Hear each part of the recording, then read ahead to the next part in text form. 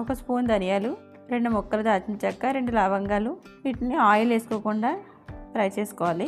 దీంట్లోనే ఒక బిర్యానీ ఆకు కూడా వేసుకోవాలి.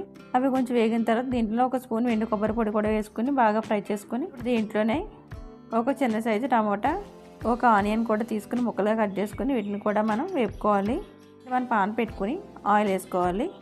దీంట్లో సన్నగా కట్ చేసుకున్న పచ్చిమిర్చి, ఒక పెద్ద సైజు ఆనియన్ కూడా వేసుకుని ఉల్లిపాయలు సగం వేగిన తర్వాత దీంట్లోనే టమాటా ముక్కలు కూడా వేసుకుని వేపుకోవాలి. ఇప్పుడు మనం ముందుగా తయారు చేసుకుని పక్కన పెట్టుకున్న ఈ టమాటా ఉల్లిపాయ పేస్ట్ కూడా వేసుకుని ఒకసారి మొత్తం అంతా కలుపుకోవాలి.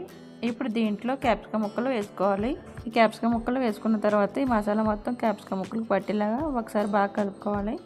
ఇప్పుడు దీంట్లోనే ముందుగా శుభ్రం చేసి పక్కన పెట్టుకున్న మష్రూమ్ ముక్కలు కూడా వేసుకుని ఒకసారి మొత్తం అంతా కలుపుకొని ఒక 5 నిమిషాలు మూత పెట్టుకొని ఉడికించుకుంటే మనకి ఈ మసాలా అంతా ఈ కూరకు పట్టి మంచి టేస్ట్ వస్తుంది.